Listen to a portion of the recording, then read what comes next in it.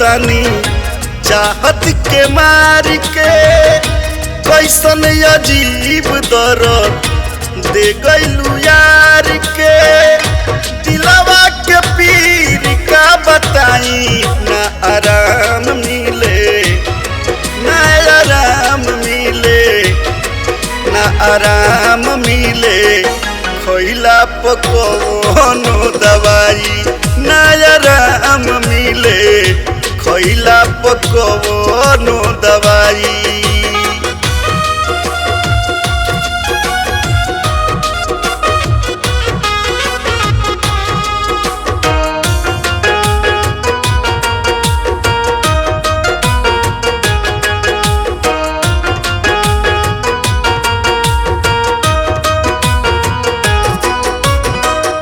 कवनो सुरतिया में तू ही लौकेलू ऐसन बुझाला संगे संगे रहेलू। मोहब्बत में किसी को परखा नहीं जाता, इश्क सच्चा हो तो इश्क में सोचा नहीं जाता। कवनो सुरतिया में तू ही रहेलू ऐसन बुझाला संगे संगे रहेलू। अखिया के रात भर जगाई ना आराम मिले ना आराम मिले खइला पकोनो दवाई ना आराम मिले खइला पकोनो दवाई।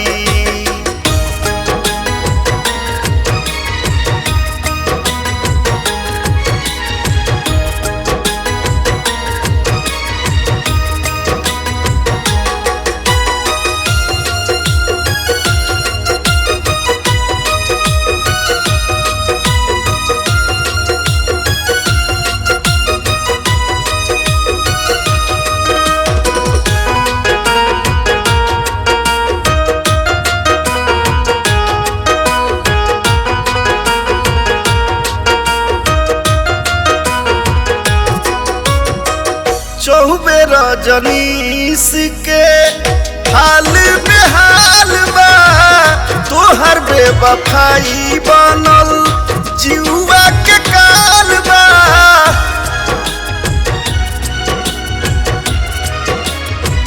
चौबे रजनीश के हाल बेहाल बा तोहर बेवफाई बनल जीवा के काल बा। बोहला कैसे तोहे बिसराई ना आराम मिले ना आराम मिले खइला पकोनो दवाई ना आराम मिले खइला पकोनो दवाई।